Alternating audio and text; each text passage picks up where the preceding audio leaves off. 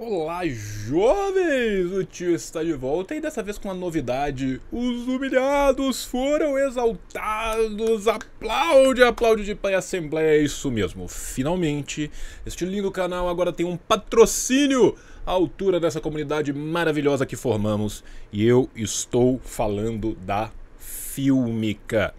Para você que infelizmente estava morando numa caverna e não conhece o melhor catálogo de streaming do país, eu te convido a conhecer tudo aquilo que a Fílmica te dá. A Fílmica é uma distribuidora de filmes independentes e autorais cuidadosamente selecionados por uma curadoria de arte que se preocupa na construção de um campo onde cinema, arte e revolução dialogam o tempo inteiro. Ou seja, chega de enlatado americano desprovido de sentido. São filmes, documentários, curtas e longas que vão te fazer questionar a nossa sociedade e o nosso mundo. Então, chama logo a morena, chama o moreno, chame morene, porque não somente a Fílmica está aqui para aliar entretenimento e streaming de alta qualidade ao pensamento crítico, mas também para fazer isso no precinho. Anota aí, jovem, usando o cupom JOAO20, o plano anual sai a R$ 96. É isso mesmo, menos de R$ 10 por mês. Você não apenas assina o melhor serviço de streaming do Brasil, mas você ganha desconto e ajuda na nossa construção das bibliotecas populares. Dica quente do tio, para vocês não dizerem que eu nunca te dei nada. Tio quer deixar duas recomendações do catálogo para quem assinar e quem sabe, se o pessoal da Fílmica quiser, eu depois faço uma playlist com a curadoria nossa lá mais para frente. Primeiro, Samba Traoré, clássico burkinabe, cinema africano, cinema de Burkina Faso. O filme vai retratar a vida de um homem que tenta reconstruir a vida dele na cidade natal dele, na vida dele natal, mas que esconde um segredo sombrio.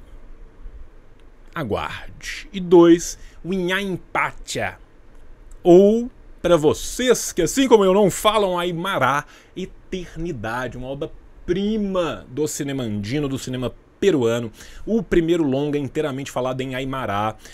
É a vida de um casal que espera a volta do filho diaspórico, numa clara alusão à própria situação dos povos originários Aymara e Quichua. É um filme sensível, é um filme profundo, então é isso. Entre agora mesmo em filmica.com.br, faça seu cadastro, ganhe desconto no plano anual com o cupom JOAO20. É isso mesmo, não é pretinha? Sim, camaradas. De R$ 120, utilizando o João 20, o plano da Fílmica sai por apenas R$ 96.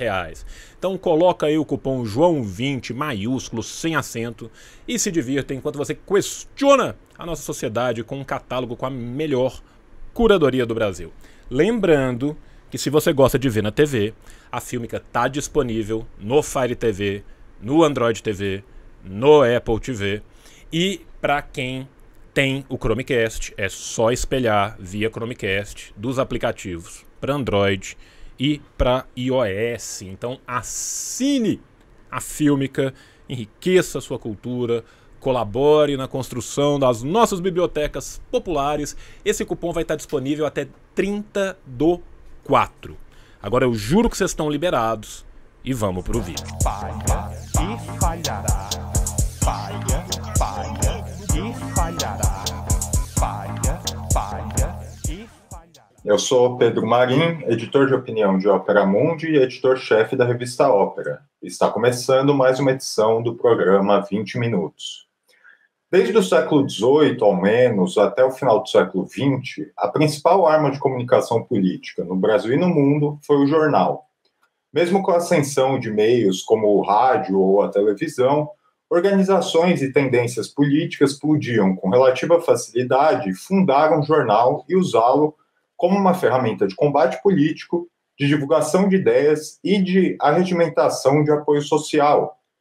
Muitas figuras históricas que liderariam revoluções, países ou esforços de guerra passaram, assim, parte de sua vida como editores, jornalistas ou escritores, colaboradores de jornais.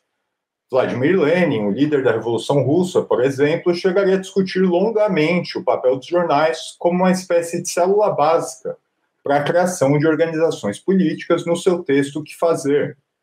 Mesmo à direita, figuras como Churchill ou Mussolini tiveram parte da sua trajetória associada aos jornais.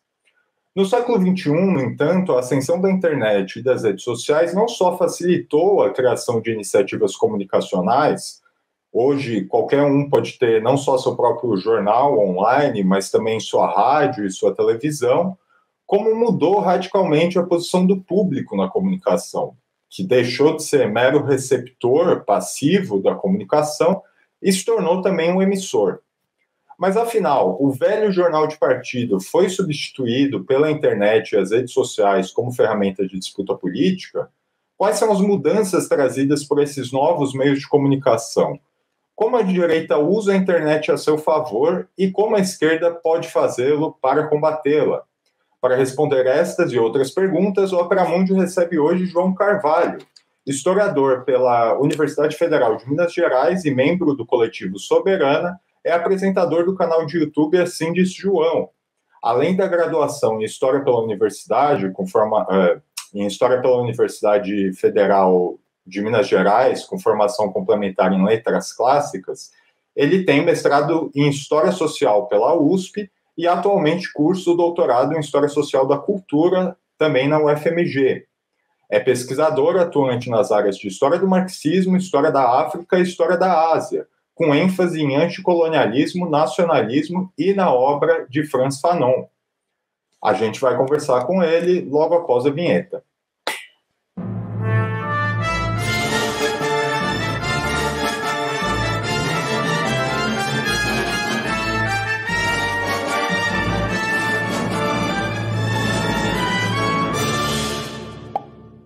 Bom, antes da primeira pergunta, eu queria convidar vocês que nos assistem a mandar comentários e questões pelo chat, de preferência pelo superchat. Na medida do possível, a gente vai repassar elas para o João. Bom dia, João. Bem-vindo ao 20 Minutos. É uma honra, um prazer ter você aqui conosco. Meu querido camarada Pedro, a honra é toda minha, né? Você sabe da admiração gigantesca que eu tenho pelo seu trabalho, pela revista Ópera, né, pela baioneta, assim, acho que é importantíssimo. Quanto mais sendas a gente vai tomando, melhor. Quem me acompanha nos meus canais me vê te recomendar o tempo inteiro, né, recomendar o Opera Mundi também, que faz um trabalho muito importante, né. Quero, na sua figura também, saudar o Breno, né, que está se colocando como um grande lutador aí do nosso campo, está fazendo uma defesa, né, maravilhosa do povo palestino diante do genocídio. Então, para mim, é uma alegria, é um prazer, uma honra, uma alegria estar aqui contigo. Bom, é mútuo, João, o respeito, a honra, a alegria. Eu queria começar, João, pela sua trajetória como comunicador, né, como agitador. Como é que você começa a tomar contato com a internet e, principalmente, esse contato como alguém que produz, né, para a internet, não está só ali recebendo as coisas da internet? Cara, assim, é muito irônico, né? Eu não me intitulei de o tio à toa, né? Porque a gente está na internet desde que as coisas são feitas de bambu, né? Só que durante muito tempo eu não tive uma ligação da minha vida e da minha atuação política com a minha atuação na internet. Eu trabalhava com outras coisas dentro da internet, apesar de estar na internet há muito tempo, né? Mas aí a gente se apercebeu, e aí eu tenho que ser muito sincero, até tardiamente, dessa necessidade de ocupação de espaços, né? Nós, da esquerda como um todo, nós chegamos depois, né? Esses espaços foram primeiro ocupados pela direita.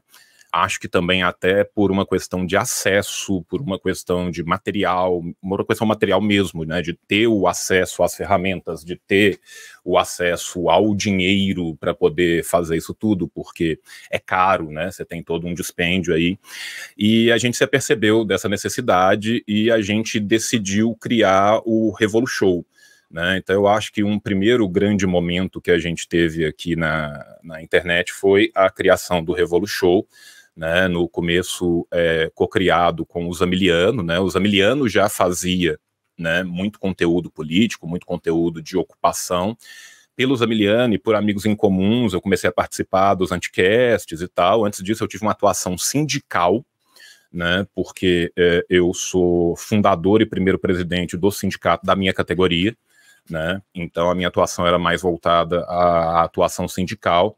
A partir desses contatos que a gente foi fazendo, eu passei a migrar para uma atuação virtual, mas eu ia muito como convidado, né, e a gente se apercebeu da necessidade da gente ter o nosso próprio espaço, da gente não estar só como, estão precisando de uns comunistas, vamos chamar esse povo e ter o nosso espaço, a nossa seara, né, e aí a gente criou o Revolushow. A nossa ideia da criação do Revolushow é que ele servisse como uma espécie de escola aberta, né, que ficasse com esse memorial histórico para que as pessoas que não têm, né, o tempo de se aprofundar nas leituras, pudesse, né, agudizar aquela formação, que aquilo também pudesse ajudar, né, os movimentos, os partidos, os coletivos, nas suas discussões, nas suas formações mesmo.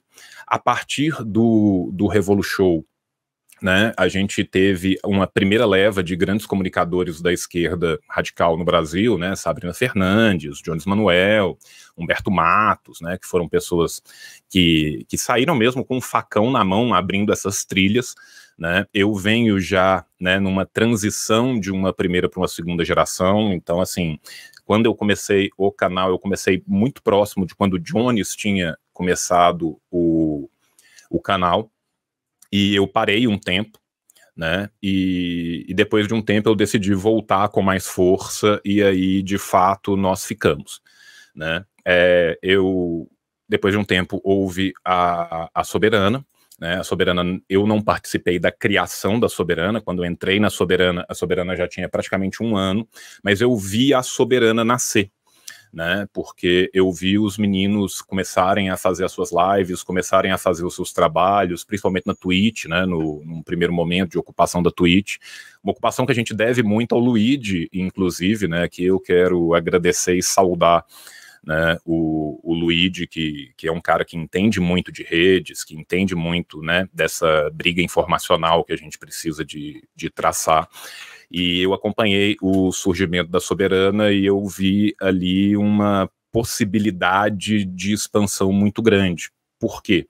Porque a gente precisa de entender que este não é o espaço a ser ocupado, este é mais um espaço a ser ocupado, e um espaço que deve ser ocupado como criação de pontes, né? Um espaço que não se ocupa per se, né? Existe uma apreensão muito equivocada, né, do trabalho que muitas vezes os militantes comunistas fazem na internet, como se ele fosse um trabalho de internet, como se ele fosse um trabalho voltado para começar e terminar na internet. E quem conhece o campo por dentro, quem começa a se aperceber das formas que a gente trabalha, as pessoas notam que é extremamente maior do que isso, né? Isso é tão válido para nós, comunicadores individuais, que temos nossos canais, temos nossos coletivos, que militamos em vários outros locais, também como é válido para outras fontes, outras searas, como, por exemplo, a própria Revista Ópera, né? Da Revista Ópera sai a editora, da editora e da revista saem diversos movimentos, existe sempre a participação, existe uma coligação muito forte com o mundo real, as bandeiras de defesa do socialismo real, que vão desaguar também nas ruas, nas organizações de massas, né? E foi esse o trabalho que a gente vem concretizando pela Soberana, né? Porque a Soberana, que começou como um coletivo voltado para essa militância na instância virtual, hoje em dia já tem várias frentes de massa e cada vez abrindo mais essas frentes de massa. Então é muito importante a gente entender isso. Eu adorei a sua abertura, que você falou do jornal, e você foi falando depois do rádio, foi falando dessas mudanças, né? A gente sempre teve, no nosso movimento como um todo, uma percepção muito clara da necessidade da comunicação como veículo de mobilização das massas, né? O jornal, ele foi tão perene durante tanto tempo porque ele era o mais barato, o mais acessível, o mais facilmente espalhável. Cada região acabou tendo as suas adaptações. Quando a gente estuda, né, a história do anticolonialismo, por exemplo, a gente vê que os jornais no Vietnã, por exemplo, são muito diferentes dos jornais da Rússia, né? eram jornais com letras garrafais, frases curtas, porque eles eram voltados para um pessoal que tinha uma alfabetização muito mais rudimentar, para um outro tipo de circulação, não necessariamente para um proletariado urbano. Quando a gente chega numa revolução como a Argélia, por exemplo, a gente vê a importância da rádio, aí sim, num povo que não era alfabetizado, tão pouco em francês, quanto em árabe, quanto em berbere. Então, a gente sempre teve essa preocupação muito grande do nosso campo com as redes como um todo, e eu acho que durante algum tempo a gente se manteve num tradicionalismo e perdeu uma primeira janela, se apercebeu disso a partir dos próprios movimentos do Real, que bom que nos apercebemos disso, né, e agora a gente vem agudizando, né, cada dia mais a gente vê novos comunicadores aparecendo, novas editoras do nosso campo, né, nós que já temos aí um bom tempo de estrada, né, há 10 anos atrás, 15 anos atrás, então nem se fala, né, a gente custava ter livro, eram poucas editoras, o mercado editorial era muito pequeno. Hoje em dia a gente já tem um mercado editorial muito robusto, com várias editoras do campo, editoras segmentadas dentro do campo, né, mesma coisa acontece também, né, com as revistas, os produtores de conteúdo para a política brasileira, para a política exterior, os próprios jornais também vieram para essa seara, né, a gente pode dar exemplos muito claros ali do A Verdade, do pessoal da UP, ou da AND, da Nova Democracia, né, que durante muitos anos, né, era um jornal físico que também entra nessas searas, vai desbravando cada vez mais. Então, assim, eu fico muito feliz que a gente tenha conseguido se aperceber desse movimento, começar a ocupar. É um movimento que vem crescendo muito, por mais que os números absolutos não sejam tão grandes, né? Então é óbvio que a gente tem que pensar, né, que principalmente a minha geração, os meninos agora que estão vindo menos um pouco, a gente pegou uma geração muito de terra arrasada, né? A gente pegou o momento Fukuyama do fim da história, né? E isso foi, de certa forma, também muito traumático, porque a gente teve que fazer uma reconstrução do quase nada, né? Partidos históricos, por exemplo, como o PCB, tinham sido destruídos e tiveram que ser reconstruídos ab nihilo, né?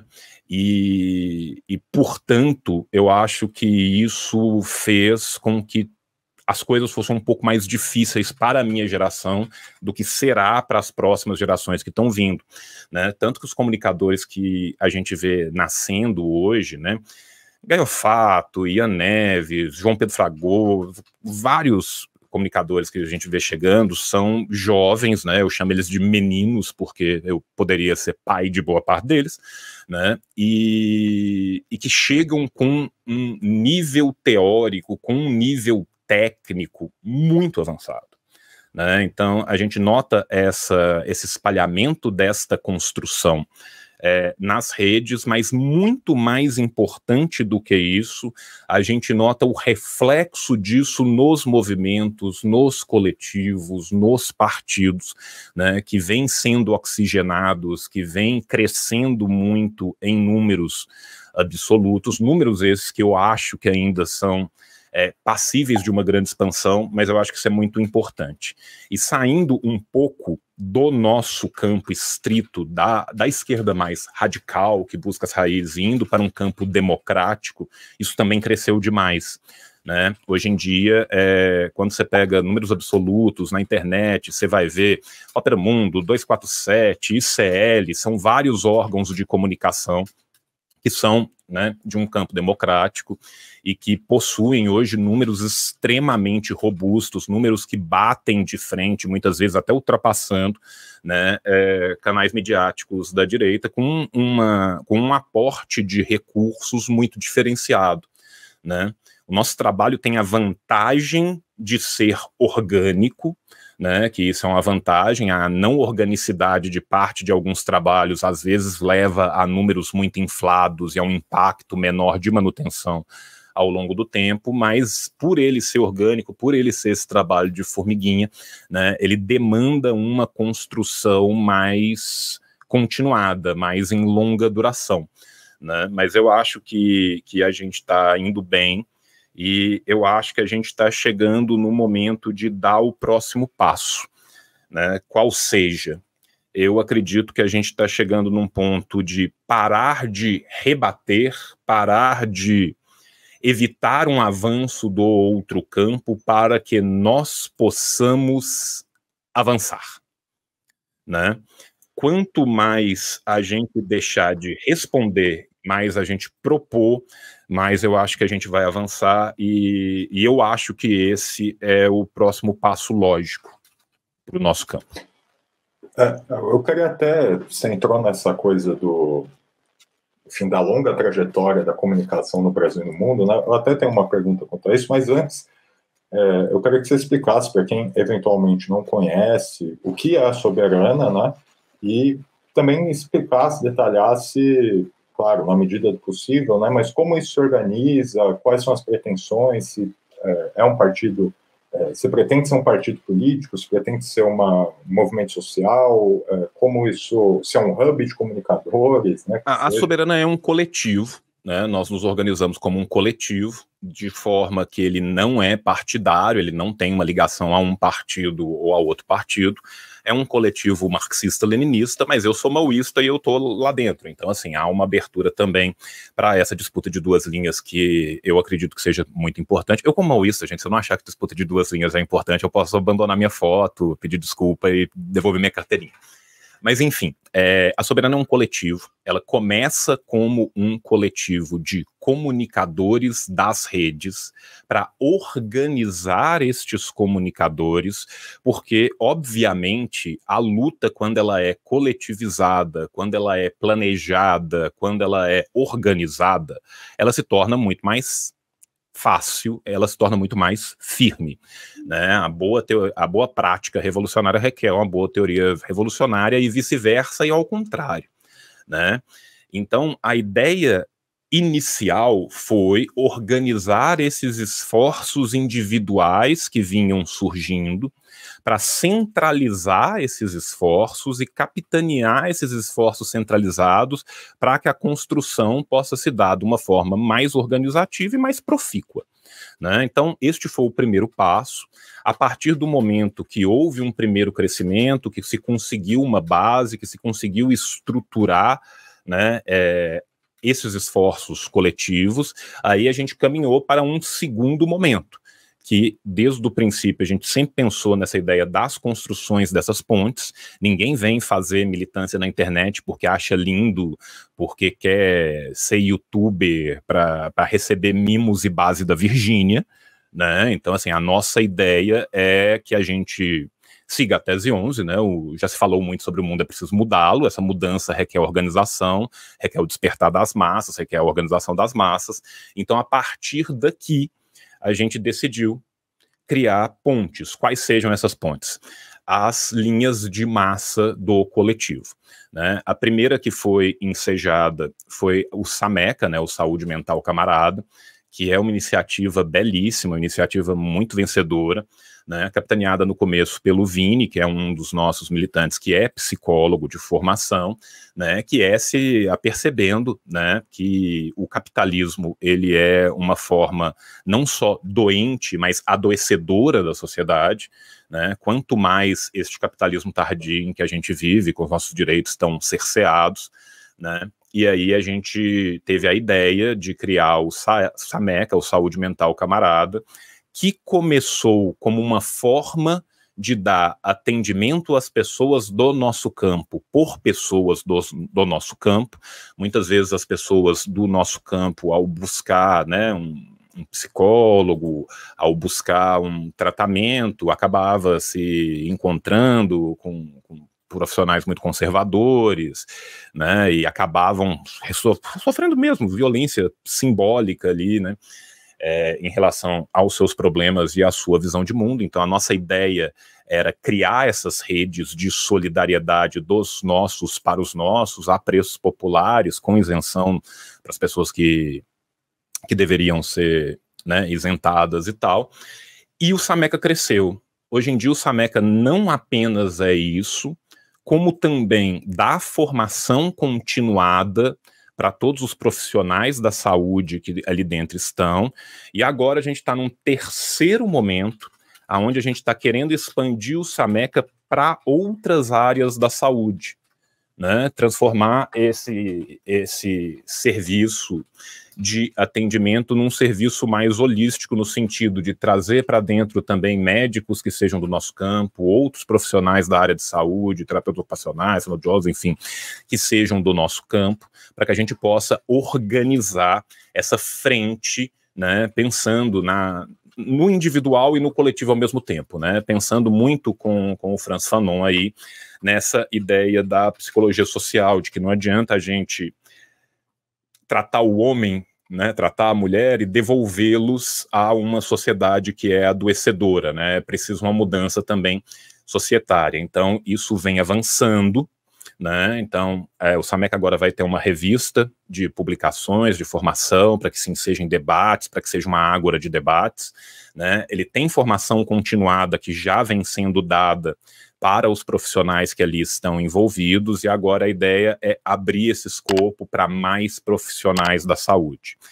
A segunda frente que está nascendo agora, a segunda e a terceira frente estão nascendo agora, né? A segunda frente é uma frente de educadores, vai ser a frente Zóia Prestes, né? O Centro de Educadores Zóia Prestes, que a ideia é organizar os educadores do país, organizar os educadores das massas trabalhadoras para pensar os seus problemas, as suas soluções, e também para poder fornecer uma educação continuada às pessoas com maior qualidade, né? Então, tanto pensando, né, do lado daqueles que estão ligados diretamente à educação para organizar essas lutas, intervir nessas lutas, organizar essas pessoas, ajudar essas pessoas a conseguirem concatenar melhor os seus trabalhos, como pensando também no lado daqueles que são servidos por essas pessoas, né, em democratizar o acesso à educação, democratizar o acesso a certos conhecimentos,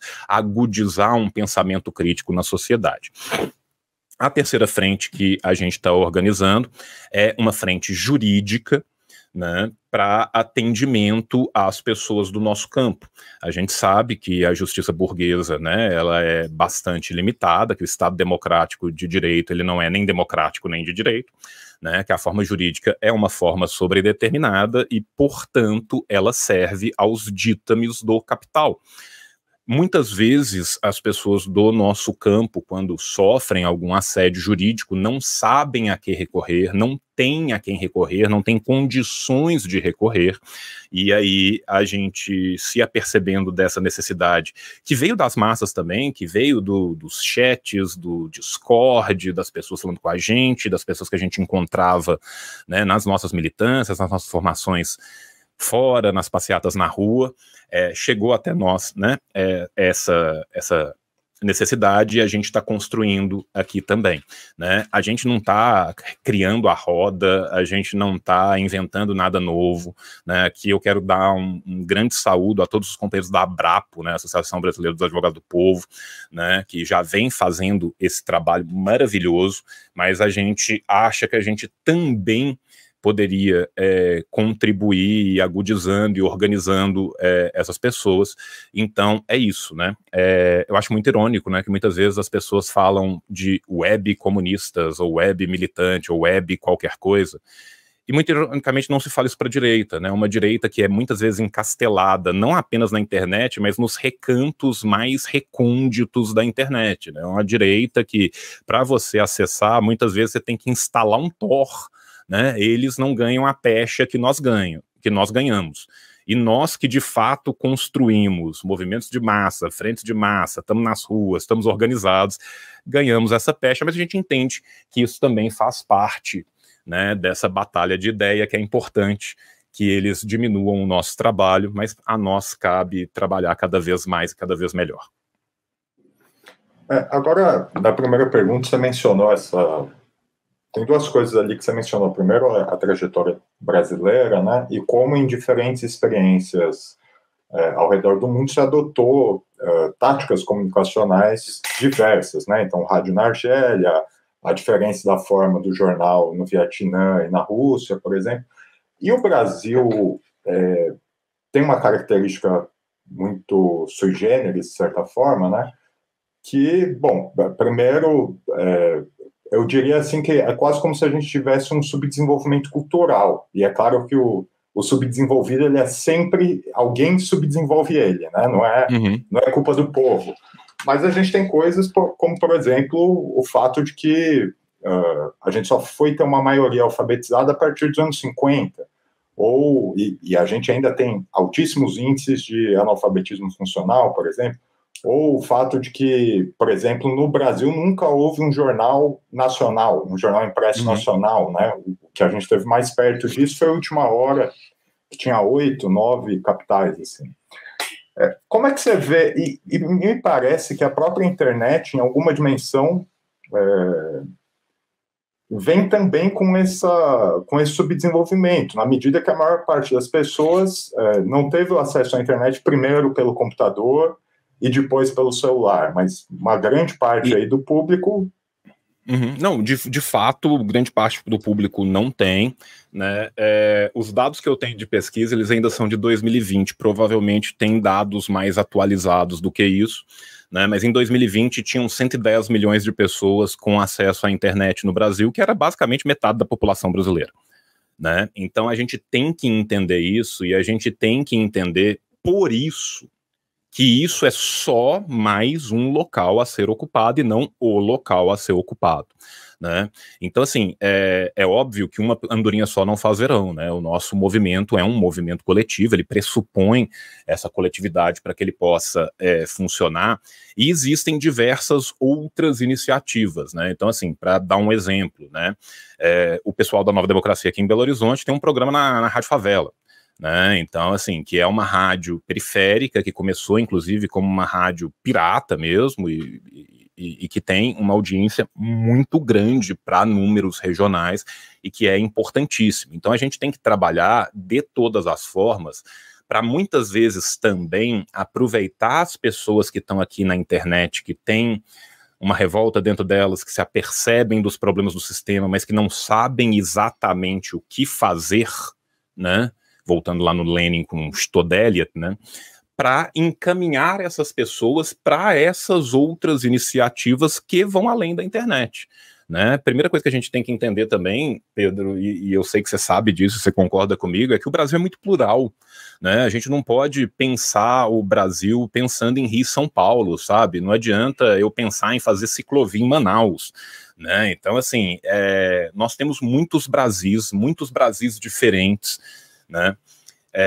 Então, para esses diferentes locais, nós precisamos de diferentes estratégias, mas principalmente estratégias que sejam complementares, estratégias que sejam coadunadas.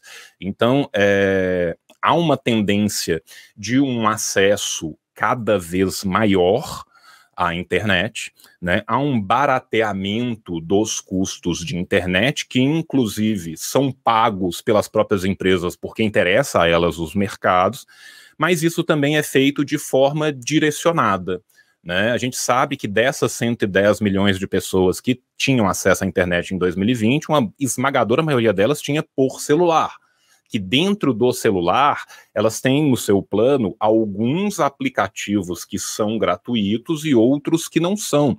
Então a gente sabe que esses acessos são diferenciados, e é, portanto, por isso que a gente tenta ocupar de formas diferentes cada linguagem, cada, né, grande aplicativo, cada forma de comunicação, exatamente para conseguir atingir um número maior de pessoas e transplantar isso para outras searas, né? Eu sou muito ligado ao movimento sindical, então, por exemplo, foi muitas vezes por causa do meu trabalho na internet que eu consegui chegar em diversos sindicatos, ter reunião com os petroleiros, ter reunião com bancários, ter reunião com economiários, ter reunião com metalúrgicos, e essa foi uma porta de abertura que depois gerou, na prática, organizações e reorganizações sindicais. Então você vê como uma coisa que estava lá na internet aflui e cai embaixo, né? Às vezes foi por causa de um trabalho que eu fiz aqui, que muita gente me procurou no interior do Brasil e que a gente conseguiu colocar essas pessoas em contato com movimentos como o MST, como a LCP, como outros movimentos, né, e que a gente vai conseguindo pluralizar essas formações. Muita gente que começou vendo a gente na internet, hoje em dia é um comunicador ou é um educador popular e está num cursinho, está numa favela, está num lugar para poder espalhar. Então, assim, o que eu acho que é muito importante é a gente usar isso aqui como uma ponta de lança. Isso aqui é basicamente uma ponta de lança. Né? No Rio do Capitalismo tem uma ilhazinha que entra aqui um pouco e quem sabe a gente consegue usar isso aqui para atravessar mais fácil para o lado de lá. Né? Então, pensando nessas grandes diferenças, pensando nisso que a gente vai abrindo esse escopo, tentando trabalhar também com o mercado editorial, porque é importante para a formação, tentando trabalhar na prática com as formações. Eu comecei agora esse ano um outro projeto meu, que é o projeto das bibliotecas populares, né? Então eu vou estar instalando agora em abril, no Braúnas, que é uma região muito violenta, dentro de Ribeirão das Neves, que é uma das cidades mais violentas do Brasil, uma cidade com sem número de presídios, uma cidade que boa parte da população tem familiares encarcerados. Nós vamos estar instalando lá uma biblioteca popular dentro de um centro popular que já foi instalado lá, numa iniciativa que é de toda a população da região, mas que também conta com uma ajuda muito forte da Laura Sabino, né? Agradeço a camarada Laura, inclusive, por ter cedido o espaço lá, onde a gente vai dar formação continuada para os jovens e para os adultos que vão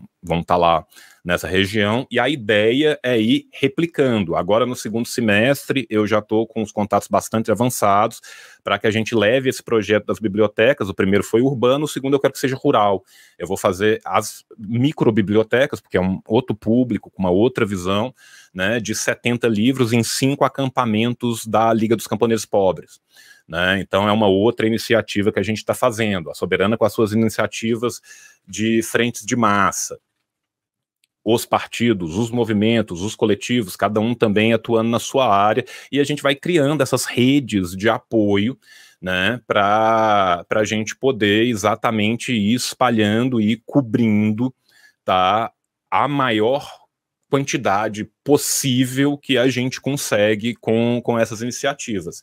E a ideia também é que esse é um crescimento que se torna geométrico, porque a partir do momento que a gente dá essa formação, traz essa pessoa, ela começa a replicar aquilo no dia a dia dela, ela começa a conversar com os amigos, ela começa a conversar com o pessoal do trabalho, e isso vai trazendo cada vez mais gente, e a gente vai indo numa escalada, né? E é essa mesma escalada que nos permite abrir novas frontes, que nos permite ir avançando nessas construções, né? Se a gente começa lá atrás pensando, não, vamos organizar esses produtores que aqui estão, agora nós já estamos pensando em quais frentes de massa o povo está nos pedindo, como podemos agudizar esses trabalhos nos locais onde a internet não chega, né? Então a ideia de fazer esses centros, a ideia é fazer esses centros, tornar esses centros locais formativos, locais de agudização do pensamento crítico, para que exatamente a gente possa ter essas searas de disputa, porque em política não tem lugar vazio, né? Se você não está tentando ativamente tomar uma coisa, alguém está, né? Então, assim, não haverá um espaço vazio deixado para trás, né? E essa é uma briga muito grande, uma briga que a gente tem, a princípio, os nossos números, né? A grande vantagem que a gente tem é o potencial do numerário que a gente pode atingir, porque nós vivemos num sistema que 99% da população do Brasil recebe menos do que 4 salários mínimos, sendo que o Diese fala que um núcleo familiar tinha que receber 5.600, 5.800, dependendo do lugar, para poder sobreviver com um mínimo de dignidade. Então, potencialmente, nós deveríamos conseguir atingir 99% da população. Nós vamos conseguir isso? Não. Mas se a gente consegue sair do 0,01% para chegar em 0,5%, depois chega em 1%, depois chega em 2%, depois chega em 4%, na hora que tiver com 10, 15, meu irmão, o pau começa a cantar de outra forma. As coisas começam a acontecer de outra forma. Então a gente tem que entender que esse é, de fato, um trabalho de formiguinha até virar um trabalho de uma rede de formigas, né? Até a gente conseguir tomar o formigueiro, né? A gente começa dividindo os pães para tomar o moinho. Né? Então, eu acho que mesmo o Brasil sendo tão plural, tanto que todas essas organizações que eu falei, elas continuam fazendo seus jornais, elas continuam fazendo as suas militâncias, elas continuam fazendo as suas formações, simplesmente há mais uma seara de ocupação a ser disputada, a ser ocupada. Né? E aí, nesse ponto também, cara, pensando um pouco mais teoricamente, eu gosto muito do trabalho do Althusser nesse sentido, né, quando ele vai falar, né, da tomada dos meios, né, porque os meios comunicacionais nunca foram feitos para nós. Nunca, desde o começo. Nunca foi a função de meio comunicacional nenhum a construção da soberania popular, a construção de uma democracia real e participativa.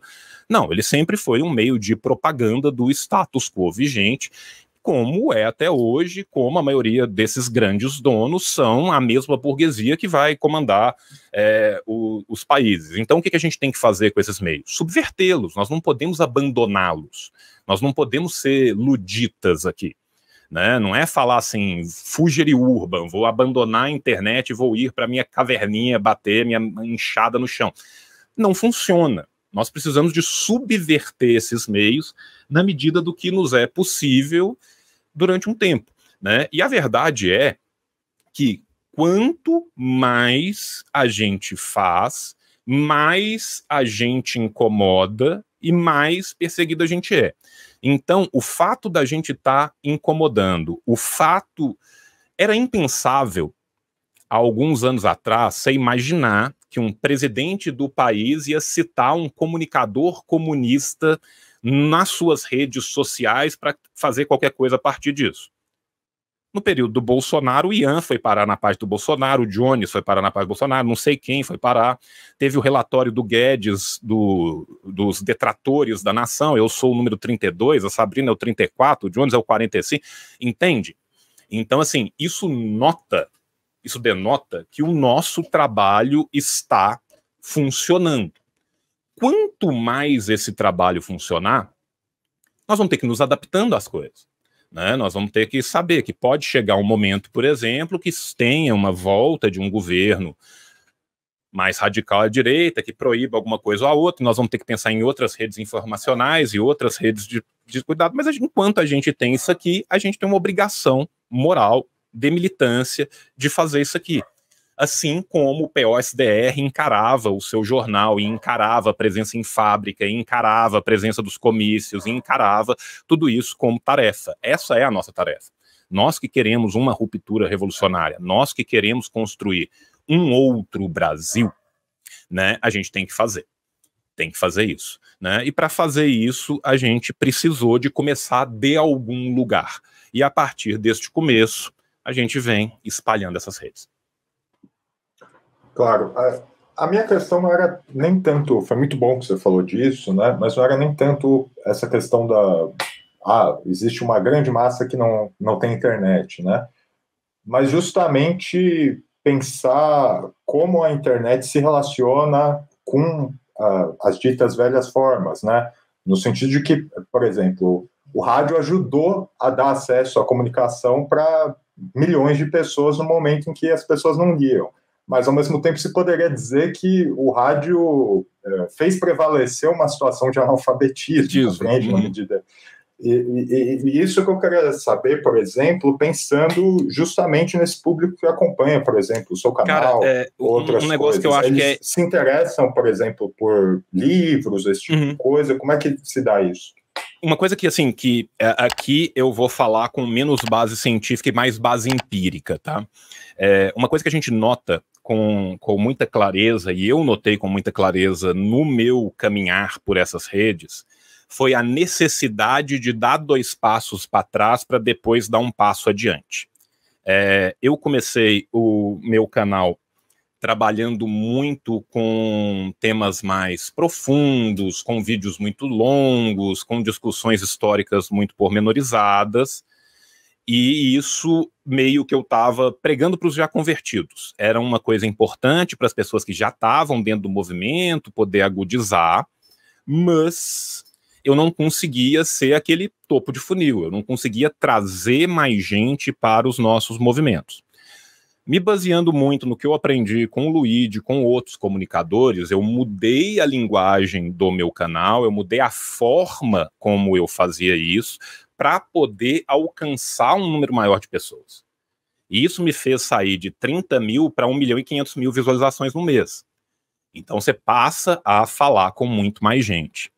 Mantendo isso durante um tempo, eu notei uma nova necessidade, que essas pessoas que vieram nessa segunda leva já precisam de algo mais profundo, já precisam de trabalhar mais agudamente alguns temas, aprofundar mais em algo, são discussões teoricamente mais qualificadas, e isso me fez agora buscar um certo hibridismo, manter uma parte para esse topo e descer de novo mais um pouco dentro do funil para poder dar essa formação mais aberta. Da exata mesma maneira, a gente opera em outras redes, né? Então, por exemplo, o Discord da Soberana é um local de discussões tanto mais rasas, mais iniciais, para aqueles que estão entrando, para aqueles que não sabem, como também tem várias subdivisões que são bastante específicas e com discussões muito avançadas, né? Então eu acho que a gente tem um bombardeamento de informações com a internet, uma quantidade não filtrada de informações que é muito diferente de você pensar uma sociedade sob uma sociedade do jornal, ou uma sociedade do jornal e do rádio, ou uma sociedade do jornal, do rádio e TV. Né? A gente entrou num momento em que há um bombardeamento de informações infinito, tá? Então, assim, isso faz também que a gente tenha uma necessidade de dar essa filtrada, de dar essa redirecionada, e a gente vai coligando um esforço com o outro. Então, à medida que as pessoas passam a nos ver, aí entra no Discord, aí alguém vai e fala alguma coisa, porra, preciso disso. Aí a gente foi vendo a necessidade de criar, criou as áreas, tem certos responsáveis por certas áreas, aí tem área de história, tem área jurídica, tem área linguística, tem área de sociologia, tem área de educação, área de não sei o quê, área de informática, área de tal. E cada um foi se especializando naquela área para poder dar essa continuação. Para além disso, nós como coletivos também estamos sempre, tá, indicando essas pessoas aos vários outros movimentos, aos vários partidos, aos vários coletivos, de acordo com a localização daquela pessoa, com a necessidade daquela pessoa, com o que ela quer trabalhar, entende? Então o cara chega e fala assim, porra, eu sou cozinheiro e vivo numa grande São Paulo. Pô, o MTST tem várias cozinhas populares, tal, vamos fazer essa ponte aqui, vamos colocar aqui. Ah, João, eu tô no interior e eu gosto de mexer com o campo, com a luta do campo e tal. Não, então vamos te colocar numa outra coisa e vamos fazer essa ponte para tal. Então, nós também fazemos essa ponte exatamente para conseguir dar continuidade, porque a gente não quer só o impacto, a gente quer a manutenção, a gente quer a agudização, né? A gente quer despertar as pessoas para essa necessidade, uma vez desperta para essas necessidades, organizar as pessoas. Né? Tanto que a gente fala o tempo todo, organize, se organize, se organize, se organize. Acho que agora eu respondi um pouco melhor o que você queria, né, Pedro? Desculpa. Claro, imagina. Bom, antes de continuarmos, eu queria pedir a contribuição financeira de vocês para a Operamundi. Há 6 formas de fazê-lo. A primeira é a assinatura solidária em nosso site, operamundi.com.br/apoio. A segunda é se tornando membro pagante de nosso canal no YouTube. A terceira e a quarta, contribuindo agora mesmo com o Superchat ou o Super Sticker. A quinta é através da ferramenta Valeu Demais quando assistirem aos nossos programas gravados. E a sexta é através do Pix. A nossa chave é apoie@operamundi.com.br. O jornalismo de Operamundi, comprometido em colocar a verdade acima de tudo, depende do apoio de seus leitores e espectadores para se manter e se desenvolver. Escolha uma das formas de contribuição e fortaleça a imprensa independente. Vamos em frente. Inclusive, eu queria aproveitar para chamar justamente uma pergunta que a gente recebeu da Days of Michelle, o usuário, que ela perguntou, referente ao cenário político do Brasil, gostaria de saber a opinião do João. O que leva tantos jovens hoje a optarem pelas ideologias anarcocapitalistas / de direita, né? Em que medida a comunicação, acrescento, né? Em que medida a comunicação contribui para isso também, né? A gente tem que entender que esse é um fenômeno que não é um fenômeno novo, que é um fenômeno que se repete, né? O Brecht falava, né, que a cadela do fascismo está sempre no cio, né? Eu gosto de complementar que o liberal é sempre o primeiro disposto a engravidá-la, né? A gente tem que entender que tem certas formas dentro do capitalismo que elas não são uma excrescência, elas não são algo alheio ao capitalismo, mas elas são simplesmente uma das margens possíveis para onde ele vai navegar sempre que for necessário. E o fascismo, esse recrudescimento, é uma dessas formas, né? Em relação aos jovens, em relação à pergunta da Michelle, a gente tem que entender uma coisa, que infelizmente a gente tem um ciclo que foi muito comum e que é muito comum e que ele justifica muito a onda rosa 1 e a onda rosa 2 na América Latina, que é o ciclo do governo de direita que prejudica bastante os pobres, sendo substituído por um governo de centro-esquerda que diz que vai ajudar bastante, que não ajuda tanto na prática, porque se vê na necessidade de conciliar, porque não opta por uma ruptura, porque não opta por trazer às ruas, enfrentar, não parte para o enfrentamento, parte para a conciliação.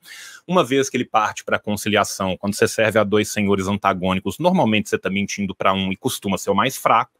Esse elo da corrente acaba rompendo em relação às pessoas que têm mais necessidades, essas pessoas se sentem abandonadas, e aí a gente tem que entender que a comunicação das direitas não é uma comunicação sincera, não é uma comunicação dentro do positivismo. O cara da direita, da extrema-direita, o ANCAP, ele tá pouco se fudendo pro Hans Kelsen, gente, sabe? Ele não tá nem aí para as instituições, pro Estado democrático. Ele quer tomar o poder, e uma vez que ele tomar o poder, ele vai fazer aquilo que a ideologia dele faz, que é a manutenção das elites no poder e a agudização dessa manutenção dessas elites. Então, muitas vezes, a pessoa se vê abandonada. Eu sei que isso pode parecer estranho, e às vezes as pessoas ficam pensando assim, mas como que existe um pobre de direita?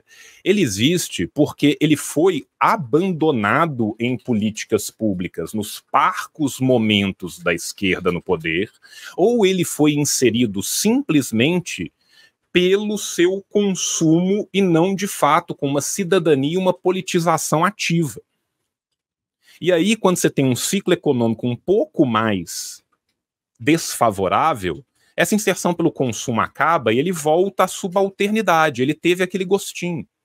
E aí chega um cara qualquer prometendo mundos e fundos. E as soluções dessa direita, elas são todas soluções simplistas. Não existem soluções simples para problemas complexos, mas é muito mais fácil eu absorver uma solução simplista. Vamos lembrar aqui, gente, que Jair Messias Bolsonaro fez propaganda nos bairros pobres, nas favelas, nas comunidades do Brasil inteiro. O botijão do gás vai cair para R$12 e não sei o que, vai cair para não sei quantos reais. E governou, não foi para as elites, não foi para a classe média alta, foi para o 0,01% mais rico do país. Entende? Então, este é um fato que se repete com o Milei, que se repetiu no Chile, mesmo o Chile sendo um baita laboratório do neoliberalismo, mesmo a ditadura do Chile tendo causado todos os males que caiu, Pinheira voltou tranquilo. Tá? Então, enquanto se tomarem as mesmas atitudes, é insano se esperar resultado diferente. Enquanto se manter uma esquerda institucional positivista, arraigada em instituições que não valem nada para além do papel, disposta a ceder, conciliar, disposta todo dia a abrir mão da pauta máxima pela pauta mínima e muitas vezes pela pauta nenhuma. Este fenômeno se repetirá. Eu vou tomar a liberdade aqui de falar com vocês de uma reportagem que saiu ontem, que eu acho que ela é muito simbólica, tá? Ontem saiu a pesquisa Quest da avaliação do mercado do governo Lula. Independente de posição política aqui, eu acho que fica muito claro para todo mundo que não existe ninguém mais servil ao mercado do que o Haddad. O Haddad não apenas tenta fazer tudo o que o mercado pede, como ele tenta antecipar as necessidades do mercado, né? O Haddad cede sem nada em volta, né? Vamos lembrar o que foi o calabouço fiscal. Vamos lembrar que existia um prazo dilatado de mais 4 ou 5 meses para uma proposição, que eles comeram isso para propor antes algo pior do que os oponentes queriam, de graça, né? O que isso rendeu, essa pesquisa? O apoio do mercado ao governo, e essa pesquisa foi feita, gente, com 110 fundos de ações, fundos econômicos localizados em São Paulo e no Rio de Janeiro. Ou seja, com a elite, com a nata do sistema econômico-financeiro brasileiro. Sabe qual que é a aprovação do governo Lula para esse povo? 6%. Nos últimos 4 meses, ela caiu de 9% para 6%, com o Haddad entregando tudo. Ou seja, não é só que a história nos mostra que todas essas vezes que se conciliou deu errado. O presente continua nos mostrando. Muitas vezes não é o Haddad estar à direita da Simone Tebet, não é o Haddad estar à direita do Omar Aziz, é o Haddad estar avançando em coisas que o Paulo Guedes não conseguiu avançar. Então, as pessoas que no ano passado tiveram uma melhora na sua vida, e as melhoras são verdadeiras, gente.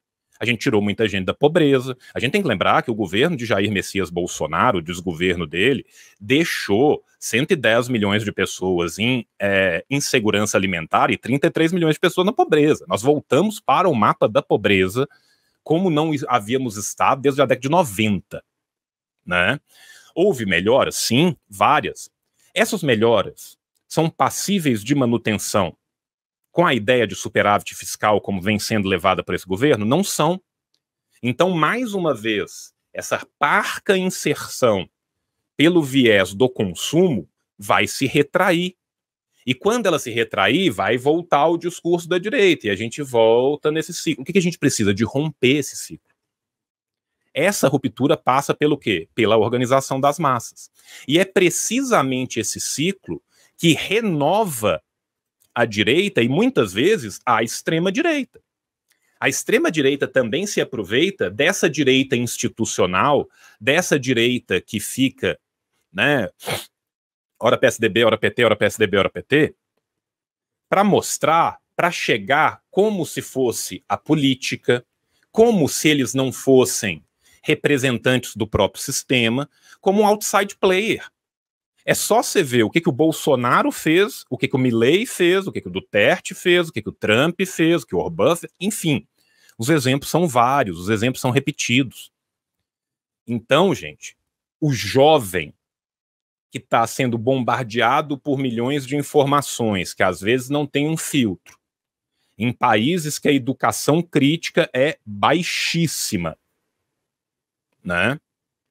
Que a educação é feita para manter as pessoas ignorantes do próprio sistema que mantém essas pessoas sendo exploradas. Chega um sujeito se portando como um outsider, como alguém de fora, trazendo algo novo, trazendo a possibilidade de uma mudança. Esse cara quer mudança, cara. Pensa na Argentina, o cara com o Macri estava parcelando hortaliça em 12 vezes. Aí volta o kirchnerismo, que é um peronismo rebaixado, e não consegue entregar direito nada, porque fica uma hora fazendo uma negociata daqui, hora de lá, consegue melhorar um pouco os restaurantes populares, mas tem que ceder um pedaço dali para poder melhorar isso aqui, e aí a pessoa fala assim, porra, cara, que solução? Ele olha para baixo, olha para cima, não vê nada, qualquer um que aparecer ajuda. Aí chega um cara de fora falando, não, eu vou mudar isso tudo, no começo vai ser muito ruim, mas depois vai melhorar pra caralho.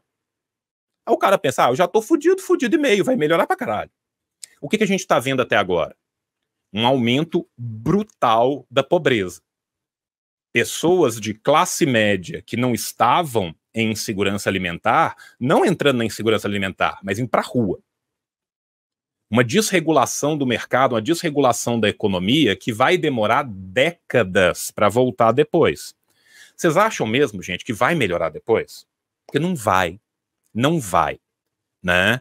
Aí os ideólogos do sistema vão para a televisão argentina para falar, não, é muito importante que você, pobre fudido, faça um esforço, que você faça uma única refeição por dia. Aí você vê um cara branco, rico, com um terno de $4.000, mandando você comer uma refeição por dia. Sabe o que aconteceu com o cara que falou isso? Ele caiu para cima. Ele era jornalista de um canal conservador, agora ele é o responsável pela comunicação do governo. Né? Então, assim, vai haver essa mudança? Não vai. O que vai haver é uma grande transferência de capitais dos mais pobres para os mais ricos. Né? E a gente está diante de uma possibilidade que a gente precisa entender ela, que o Milei na Argentina não é o nosso passado, que o Milei na Argentina é um aviso do que pode ser o nosso futuro. O Trump, se ele não for barrado legalmente de assumir a cadeira, ele já ganhou. A eleição do Trump é favas contadas. É garantido que ele vai ganhar.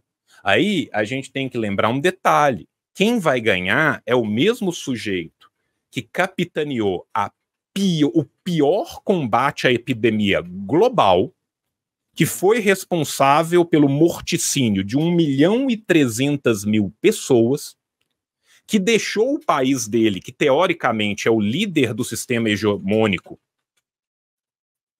global, com, no mínimo, 55 milhões de pessoas que dependem de cupons para poder se alimentar. Este homem vai voltar. Eu vi um vídeo do Trump desta semana, tá? Um bilionário sonegador de impostos tem a pachorra de falar que ele se vê como um operário do povo.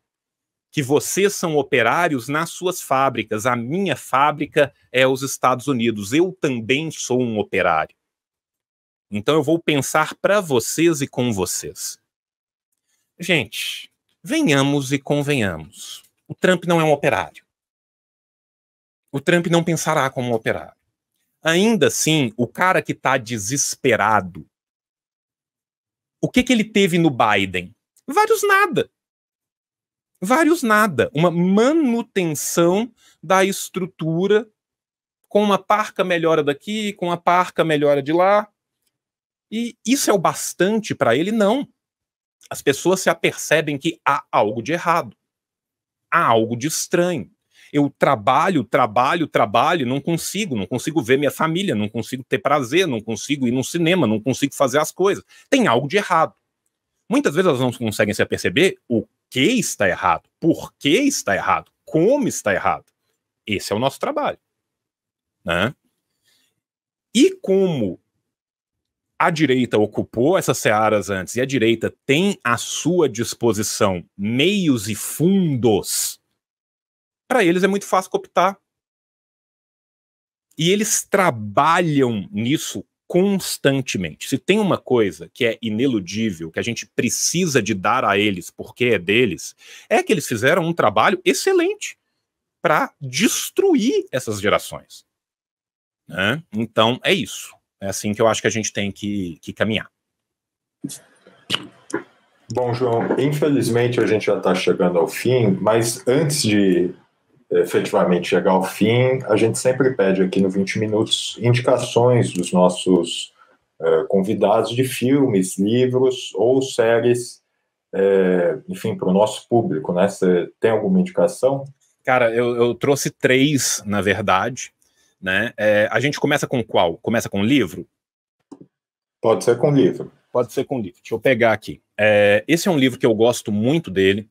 Ele é uma coletânea de ensaios, o Bala Perdida, tá? Vocês estão vendo aí na tela também, né? Ele fala sobre violência policial no Brasil e os desafios da sua superação. Por que eu resolvi trazer esse livro aqui hoje? Porque as minhas indicações, elas vão trabalhando, pensando em algumas coisas mais próximas. E para a gente entender como esse sistema se mantém, como esse sistema se replica, é muito importante a gente entender também e estudar com um pouco mais de cuidado a ideia de segurança pública, a ideia de insegurança pública dentro do capitalismo, né? Porque um modo de produção, gente, ele pressupõe um modo de reprodução. Ele precisa de se reproduzir ao longo do tempo, porque senão ele não se mantém, né? E a violência, que é um dos patrimônios do Estado, né? A soberania sobre o controle e o exercício da violência é muito importante no modo de produção capitalista. Então, eu acho que esse livro, ele traz para nós alguns pensamentos, mais do que trazer resposta, eu acho que ele nos traz essas perguntas certas. Então, era por isso que eu queria recomendar ele, né? Para além dele, eu trouxe também uma série, né? Que é uma série do Globoplay, que é a Doutor Castor, né? Porque eu acho que tanto o livro quanto a série são uma formação bem conjugada. Vale muito a pena ir lendo um e vendo o outro, porque essa é uma série que nos conta muito sobre o porquê do Estado do Rio ter chegado no ponto que chegou, e mais ainda de por que isso vem sendo tão, entre aspas, exportado dentro do Brasil.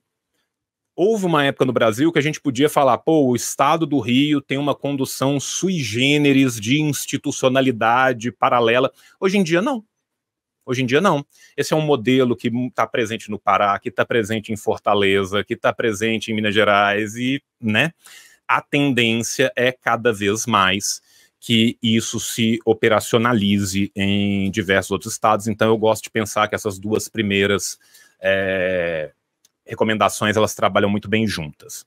Por fim, eu trouxe um filme, que é um filme menos conhecido, né? Eu até tinha trazido o filme do Argentina 1985 para a gente pensar também, né, como que a nossa não resolução da nossa ditadura pesa de uma forma diferente na nossa construção social, né? Eu acho que esse é um filme legal para a gente pensar não só o caso argentino, mas pensar o caso brasileiro a partir do caso argentino, né? Porque se a gente pensa como se deu a transição no Chile, como se deu a transição no Brasil e como se deu a transição na Argentina, a gente muda muitas coisas. Mas aí eu decidi trazer um outro filme, que é um filme que eu gosto demais dele, que é o Samba Traoré.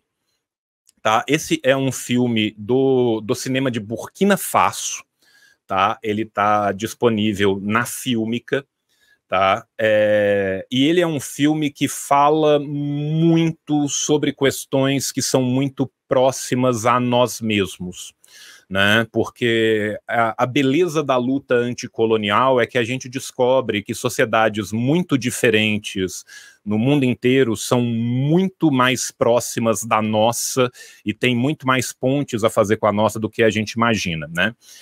O filme conta a história de um homem do Sambá que comete um crime, volta para sua vila natal e começa a construir uma vida nessa vila natal, mas depois esse crime do passado volta para falar com ele, né? E é um filme que faz a gente questionar várias coisas, faz a gente questionar as estruturas sociais que são implicadas pelo colonialismo, pelo neocolonialismo, faz a gente pensar essa relação, né, do êxodo, da cidade do campo, de como que isso funciona nas sociedades. É um filme muito humano, né? E eu acho que é um filme muito interessante e pouco conhecido. E eu acho que a gente tem que voltar com o tricontinentalismo, sabe? A gente tem que conhecer também as realidades de Ásia, as realidades de África e principalmente as realidades da América Latina, porque as nossas lutas são muito mais próximas do que a gente imagina e às vezes a gente não precisa de reinventar a roda, né? É claro que a gente não vai portar uma luta de um lugar para o outro, né? Mas a gente pode entender como foram essas lutas e adaptar essas lutas criativamente para as nossas necessidades. Bom, João, eu queria te agradecer muito pelo seu tempo e por essa conversa tão interessante, tão informativa. E também agradeço a todos que assistiram esse programa, em especial aqueles e aquelas que puderam fazer contribuições financeiras ao nosso site e ao nosso canal aqui no YouTube. E queria também anunciar que depois, logo após a gente sair, o nosso site está com uma remodelação, a gente vai passar uma vinheta apresentando o novo Opera Mundi, a nova revista Ópera e o novo Diálogos do Sul. João, muito obrigado. Obrigado eu, querido. Você sabe que sempre que precisar é só chamar. E já te abro o convite. Vamos fazer uma lá no meu canal também. Eu inverto, aí eu te entrevisto. Claro, claro. Tchau, tchau, João. Tchau, tchau a todos. Tchau, querido. Explicar o mundo não é coisa fácil. Tem gente que explica a partir dos Estados Unidos. Tem gente que prefere explicar a partir da França. Tem gente que conta o que o mundo é até a partir da China, da Rússia, de Israel. A gente quer explicar o mundo a partir do Brasil. Faz 15 anos que o Opera Mundi está na área, abordando o noticiário global a partir do ponto de vista brasileiro e trazendo opinião séria e qualificada sobre os problemas e dilemas mais urgentes do planeta, que afinal de contas é um só. Opera Mundi é o Brasil conversando com o mundo de igual para igual.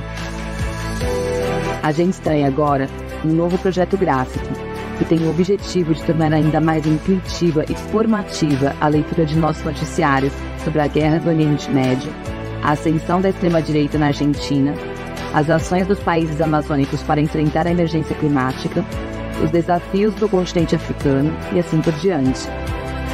Pensado sob medida para as necessidades dos tempos de hoje, Opera Mundi apresenta um novo layout e uma nova identidade visual.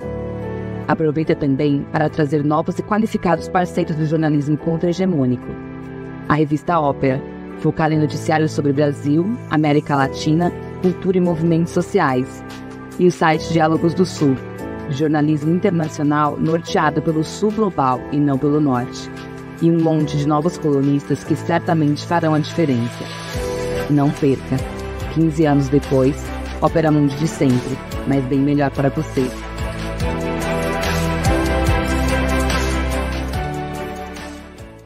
O capitalismo falhou, falha e falhará em cada uma das sociedades aonde